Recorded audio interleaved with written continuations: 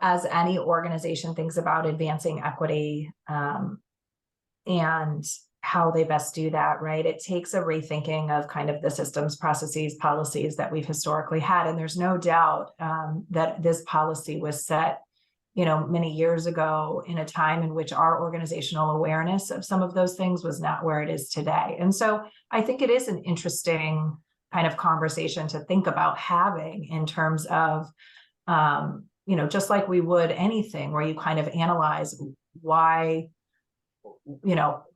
right, who's benefiting, who's not benefiting, why, we are seeing the impacts that we're seeing, kind of what are the things that are contributing to that and how we think differently about it. And I think that, even just this conversation today, especially when you just said what you said, Rachel, it's like, it's not an incentive, it's a reward, or moving from, it being like, we need to move it from being, just a reward, but also like a necessity, and seeing it as a necessity, then you might think differently about the criteria you use to determine when somebody takes a sabbatical, right?